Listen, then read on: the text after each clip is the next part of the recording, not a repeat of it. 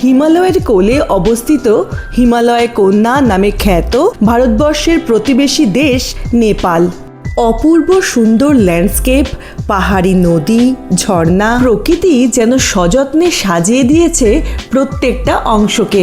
মনোমুগ্ধকর প্রাকৃতিক সৌন্দর্যের পাশাপাশি নেপালে রয়েছে পশুপতিনাথ মন্দির, সবথেকে উঁচুতে অবস্থিত বিষ্ণু মন্দির, মুক্তিনাথ মন্দির, বিশ্ব ঐতিহ্যবাহী দরবার স্কোয়ার, বৌদ্ধ মঠের মতো বেশ কিছু দর্শনীয় স্থান। প্রাকৃতিক সৌন্দর্য ও আধ্যাত্মিকতার এক অপূর্ব মেলবন্ধন এই দেশ। ভারতীয়দের এখানে যেতে পাসপোর্ট ভিসা লাগে না, সাথে ভোটার আইডি কার্ড আর আধার কার্ড থাকলেই চলে। নমস্কার, আমি প্রিয়াঙ্কা। আমাদের নেপাল ট্রাভেল সিরিজের প্রথম পর্বে সবাইকে স্বাগত জানাই। যদি আমার চ্যানেলে প্রথমবার এসে থাকেন তবে চ্যানেলটিকে সাবস্ক্রাইব করে পাশে থাকবেন। তবে চলুন শুরু করা যাক আমাদের নেপাল ট্রিপের প্রথম পর্ব।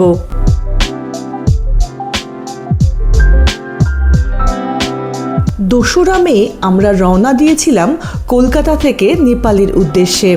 প্লেনে করে যাওয়ার জন্য কলকাতা থেকে কাঠমান্ডু অবধি ডিরেক্ট ফ্লাইট আছে। ট্রেনে করে নেপাল যাওয়ার জন্য যেতে হবে রাক্সাউল। আমরা মিথিলা এক্সপ্রেসে করে হাওড়া থেকে রাক্সাউল গেছিলাম। ট্রেনটি হাওড়া থেকে রোজ দুপুর 3:50 নাগাদ ছাড়ে আর পরের দিন সকাল 9:15 নাগাদ রাক্সাউল পৌঁছায়। একদম সঠিক সময় ট্রেন ছেড়ে দিয়েছিল। পরিবারের সবাই মিলে গল্পে আড্ডায় সময় যে কখন কেটে গেছিল আমরা বুঝতেই পারিনি। পরের দিন সকাল 9:30 নাগাদ আমরা রাক্সাউল পৌঁছাই। স্টেশন থেকে গাড়িতে নেপাল বর্ডার পেরিয়ে পৌঁছে গিয়েছিলাম নেপালের প্রবেশদ্বার এবং বাণিজ্যিক রাজধানী নামে পরিচিত বীরগঞ্জে। বীরগঞ্জ থেকে টাকা এক্সচেঞ্জ আর নতুন নেপালি সিম কার্ড নিতে হবে। নেপালে এখনও অবধি ভারতীয় টাকা চলছে, তবে সাথে নেপালি টাকা অবশ্যই রাখবেন। নেপালে ভারতীয় সিম কার্ড কাজ করবে না, তাই নেপালে ঢোকার পরেই নেপালি সিম কার্ড নিয়ে নিতে হবে। আমাদের পুরো ট্রিপের দায়িত্বে ছিলেন বৈষ্ণবী ট্যুরস অ্যান্ড ট্রাভেলস। স্টেশনের পাশেই ওনাদের অফিস, সেখান থেকেই আমাদের টাকা এক্সচেঞ্জ আর নতুন সিম কার্ড পেয়ে গেছিলাম। 8 দিনের নেপাল ট্রিপের আমাদের আইটিনারিটা ছিল এই রকম। 3 মে আমরা কলকাতা থেকে রাক্সল পৌঁছাই, রাতে থাকি নাগরকোটে। পরের দিন সানরাইজ দেখে সাইট সিন করে চলে যাই কাঠমান্ডুতে।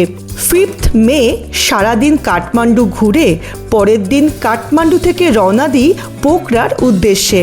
পথেই পড়বে মনোকামনা মায়ের মন্দির। রাতে পোখরাতে স্টে করে পরের দিন পোখরা থেকে জমসমের উদ্দেশ্যে রওনা দিই। পরের দিন সকাল সকাল মুক্তিনাথ মন্দির দর্শন করে আবার পোখরাতে ফিরে আসি। পরের দিন সকালে পোখরা ঘুরে দেখে নেমে আসি পাহাড় থেকে। রাতে বীরগঞ্জে স্টে করে পরের দিন রাক্সাউল স্টেশন থেকে মিথিলা এক্সপ্রেসে করে ফিরে আসি কলকাতায়। ঘড়িতে বাজে প্রায় সকাল 11টা। আমরা বীরগঞ্জ থেকে রওনা দিলাম নাগরকোটের উদ্দেশ্যে। বীরগঞ্জ থেকে নাগরকোটের দূরত্ব প্রায় 157 কিলোমিটার। সময় লাগে 5 ঘন্টার মতো।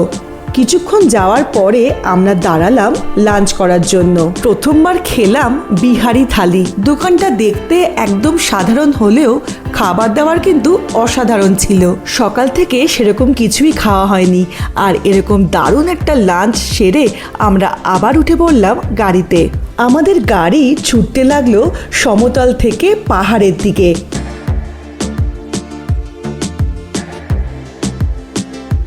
কিছু জায়গায় রাস্তা খারাপ পেয়েছিলাম, তবে বেশিরভাগ নেপালের রাস্তা বেশ ভালো ছিল।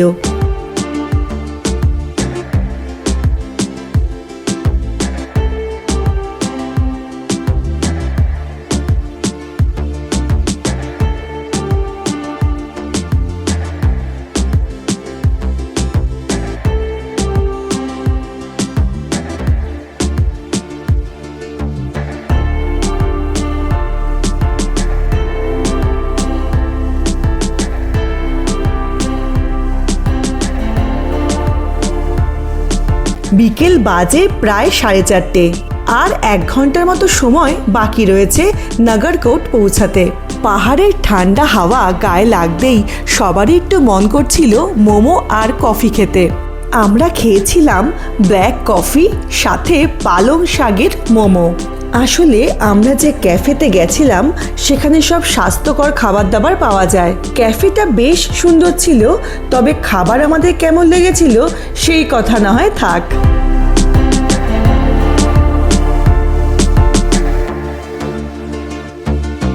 সূর্যাস্তের সময় হয়ে এসছে।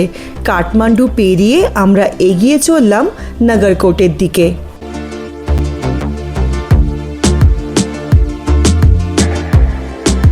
সন্ধে বাজে প্রায় 6:30 আর আমরা পৌঁছে গিয়েছিলাম নাগরকোটে আমাদের হোটেলে।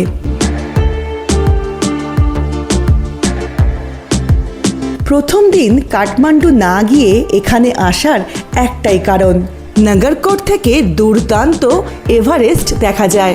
নাগরকোটে সবাই সানরাইজ দেখার জন্যই আসে।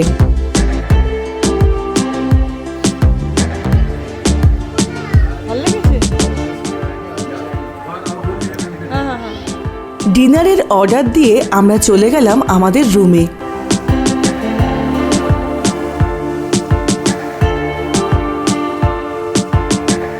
রুমগুলো বেশ পরিষ্কার পরিচ্ছন্ন, সুন্দর ছিল। টেম্পারেচার তখন 20 ডিগ্রির মতো, বেশ মনোরম পরিবেশ। একটু পরেই ডিনার করতে যাব, তার আগে 1 কাপ করে কফি অর্ডার করলাম। কফি খেতে খেতে সবাই মিলে বসে গল্প আড্ডায় আমাদের সন্ধেটা একদম জমে গেছিল।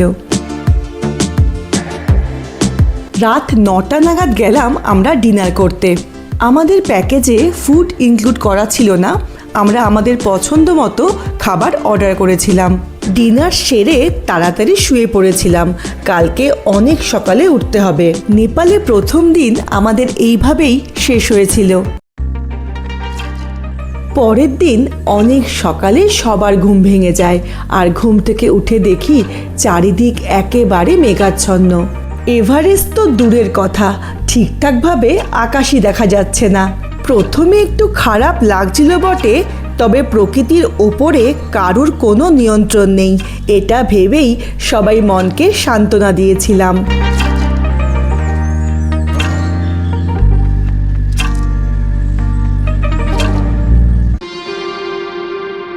ব্রেকফাস্ট করতে যাওয়ার আগে আমরা রিসর্টের চারপাশটা একটু ভালো করে ঘুরে দেখে নিয়েছিলাম।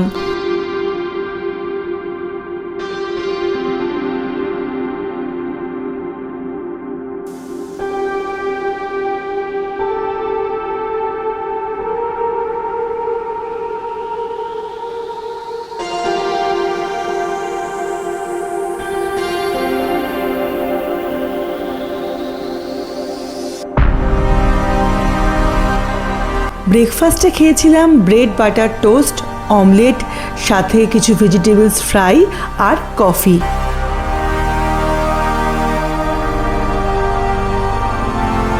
নাগরকোটে গিয়ে এভারেস্ট দেখার ব্যাপারটা বেশ অনিশ্চিত, তাই প্রথম দিন নাগরকোট না গিয়ে সোজা কাঠমান্ডুও চলে যেতে পারেন। তাড়াতাড়ি কাঠমান্ডু পৌঁছে সন্ধেটা কিভাবে কাটাতে পারেন সেটা আমি পরবর্তী পর্বে শেয়ার করব।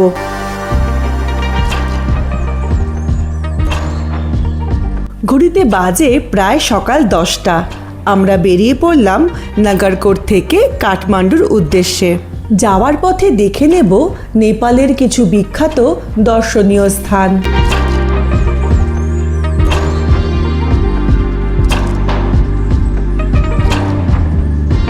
সবার প্রথমে আমরা গিয়েছিলাম ভক্তপুর দরবার স্কোয়ারে।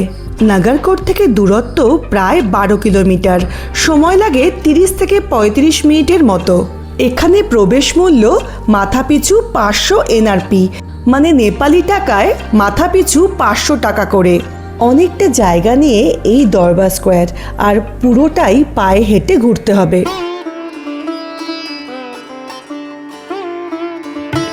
আমরা একজন গাইড নিয়েছিলাম, যিনি পুরো জায়গাটা আমাদের ভালো করে ঘুরে দেখিয়েছিলেন।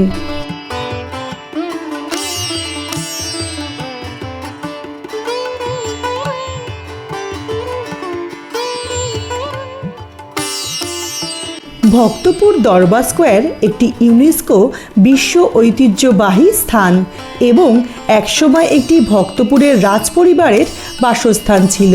পুরো জায়গাটি ঐতিহ্যবাহী নেওয়ার স্থাপত্যের এক বিশাল প্রদর্শনী।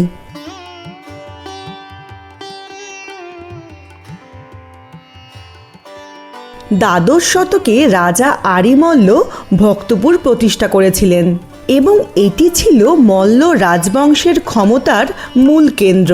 1200 খ্রিস্টাব্দ থেকে 1482 খ্রিস্টাব্দের মধ্যবর্তী সময় ছিল মল্ল রাজাদের স্বর্ণযুগ। তাদের রাজত্বকালে এই ভক্তপুর উপত্যকা সমৃদ্ধ লাভ করেছিল। 1482 সালে রাজা জয়ক্ষ মল্লের মৃত্যুর পর তার পুত্রদের জন্য মল্ল রাজ্যকে 3টি রাজ্যে বিভক্ত করা হয়। ভক্তপুর, কাঠমান্ডু ও পাটান, 3টে জায়গাতেই এরকম দরবার স্কোয়ার রয়েছে।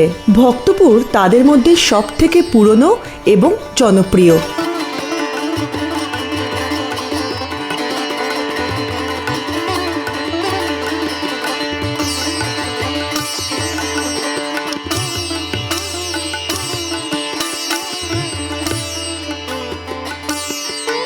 দরবার স্কোয়ারে প্রবেশ করে প্রথমেই চোখে পড়বে পশুপতিনাথ মন্দিরের অনুকরণে তৈরি যক্ষেশ্বর মহাদেব মন্দির।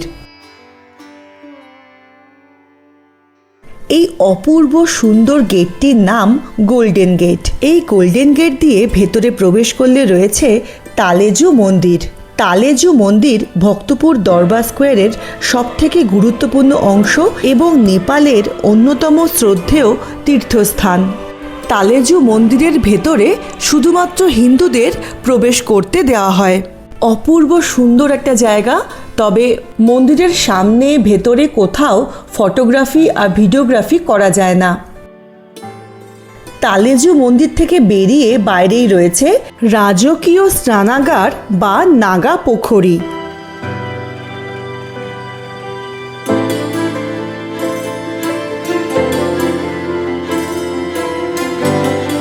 গোল্ডেন গেটের সামনেই রয়েছে বৎসলা দুর্গা মন্দির এবং তালেজু বেল।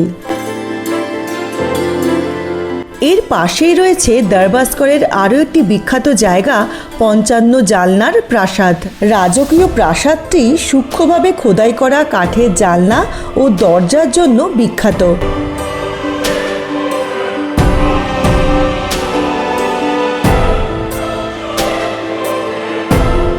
এর পাশেই রয়েছে চ্যাসালিন মণ্ডপ। কাঠের তৈরি দোতলা এই মণ্ডপটি দেখার মতো। এর সামনেই রয়েছে সিদ্ধি লক্ষ্মী মন্দির। পুরো দরবার স্কোয়ার জুড়ে এরকম অনেক সুন্দর সুন্দর স্থাপত্য রয়েছে। আমাদের যিনি গাইড ছিলেন তিনি প্রত্যেকটা জায়গা খুব ভালো করে ঘুরিয়ে দেখিয়েছিলেন।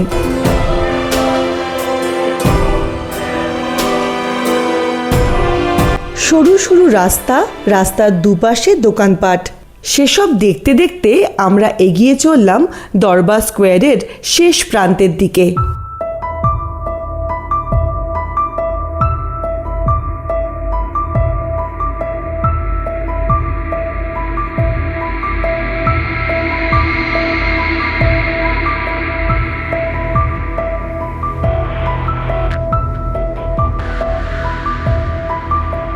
নেটাপোলা মন্দির। এই বিশাল মন্দিরটি 1701 থেকে 1702 সালের মধ্যে রাজা ভূপতীন্দ্র মল্ল নির্মাণ করেছিলেন। নেওয়ারি ভাষায় নেটাপোলা শব্দের অর্থ পাঁচতলা। নেপালের হিমালয়ান বোল বা তিব্বতী সিঙ্গিং বোল খুব জনপ্রিয়। ব্রোঞ্জ ও পিতলের সংকর ধাতু দিয়ে তৈরি বোলের ওপরে কাঠের হাতুড়ি দিয়ে সুন্দর একটা শব্দ তৈরি করা হয়। শব্দ তরঙ্গ ধ্যান, মানসিক শান্তি ও শরীরের যে কোনো অংশের ব্যথাকে নিরাময় করতে সাহায্য করে।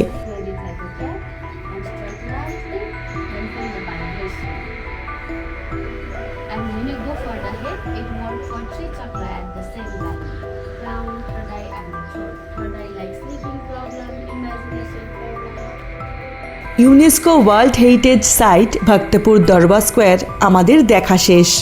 দারুণ সুন্দর একটা জায়গা। আর পুরো জায়গাটা ভালো করে ঘুরে দেখতে আমাদের প্রায় 3 ঘন্টার মতো সময় লেগে গেছিল। এখান থেকে আমরা গিয়েছিলাম নেপালের সাংগায় অবস্থিত কৈলাসনাথ মহাদেবের মূর্তি দেখতে।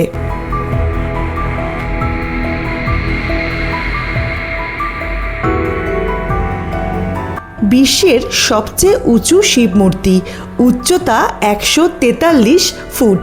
এত উঁচু থেকে চারিদিকের ভিউটা দারুণ লাগছিল।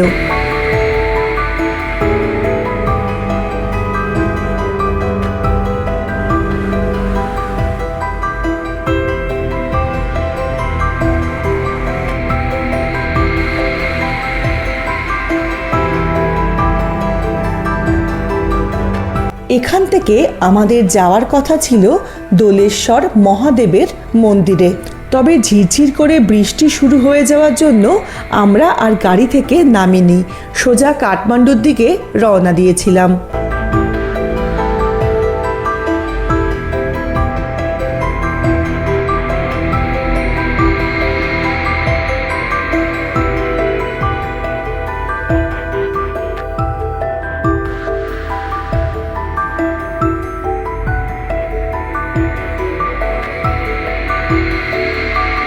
বিকেল বাজে প্রায় 4টে, আর আমরা পৌঁছে গিয়েছিলাম কাঠমান্ডুতে আমাদের হোটেলে।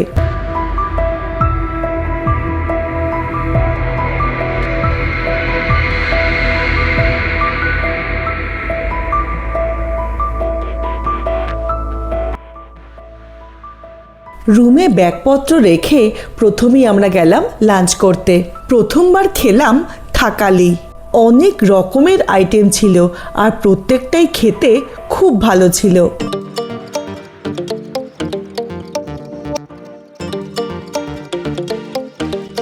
দুপুর থেকে সেই যে বৃষ্টি শুরু হয়েছিল, বৃষ্টি আর থামছিলই না। সন্ধে বাজে প্রায় 8টা।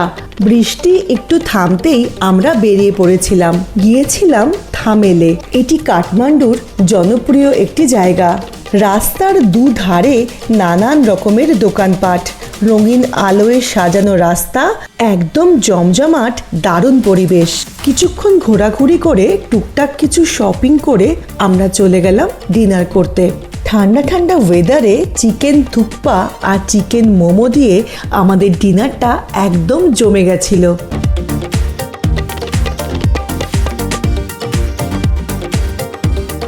আর এইভাবেই শেষ হয়েছিল নেপালে আমাদের দ্বিতীয় দিন।